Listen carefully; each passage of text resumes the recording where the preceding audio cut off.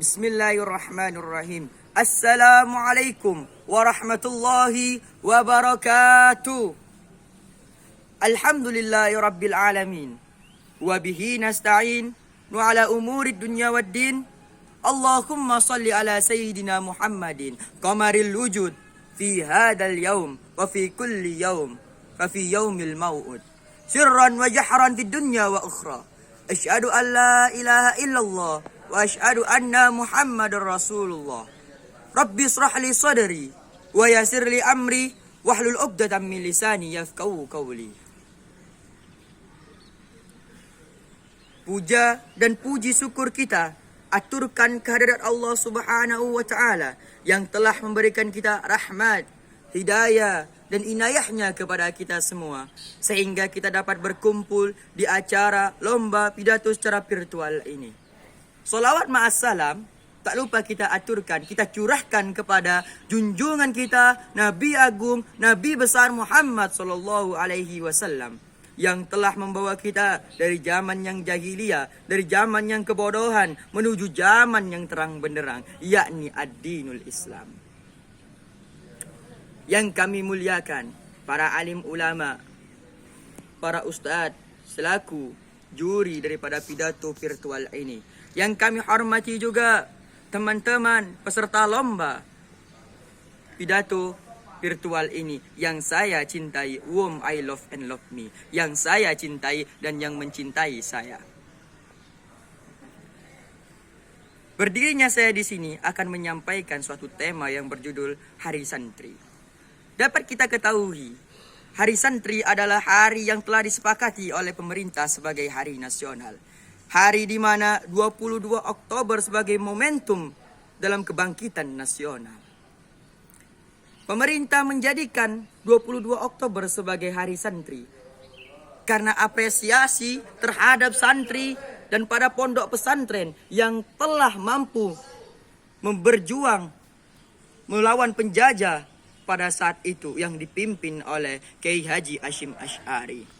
Beliau adalah Kiai Haji Hashim Asy'ari sebagai pendiri Nahdlatul Ulama.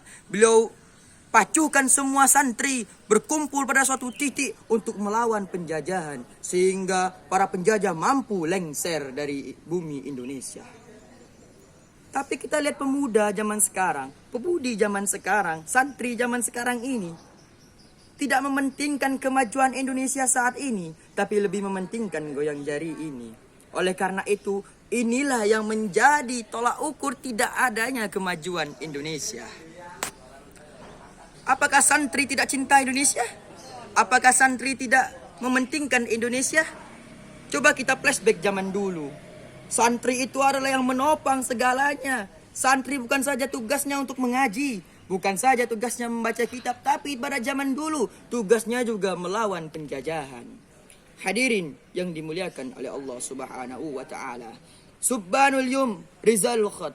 Pemuda masa kini, santri masa kini adalah pemimpin di masa depan.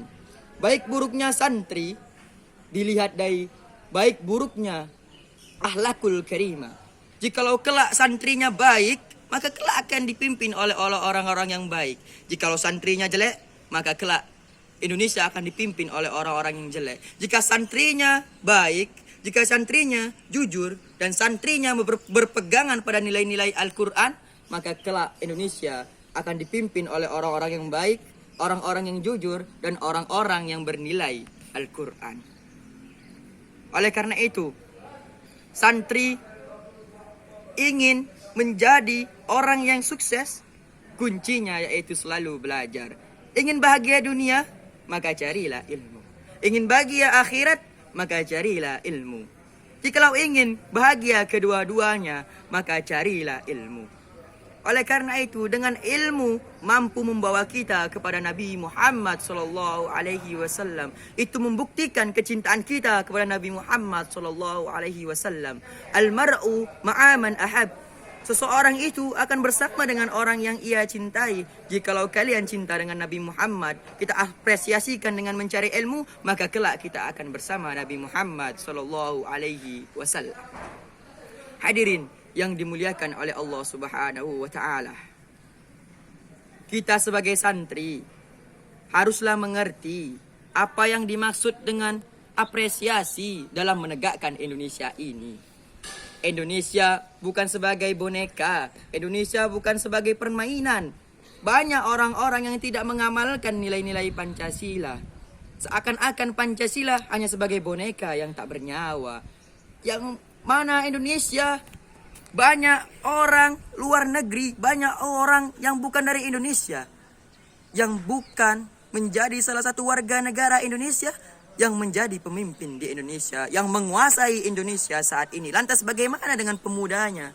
Oleh karena itu saya katakan, pemuda bukan hanya saja melakukan suatu hal yang menurutnya itu baik, namun pemuda juga mementingkan Indonesia ke depannya.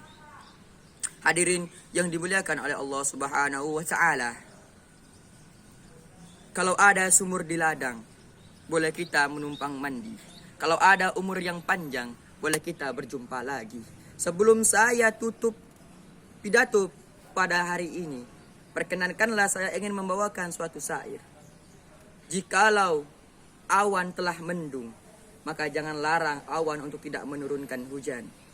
Jikalau angin telah berhembus kencang, jangan larang untuk daun-daun untuk tidak berguguran. Jikalau Indonesia telah ada di hati kami, maka jangan larang kami untuk tidak mencintai Indonesia. Wabillahi taufiq wal hidayah. Wassalamualaikum warahmatullahi wabarakatuh.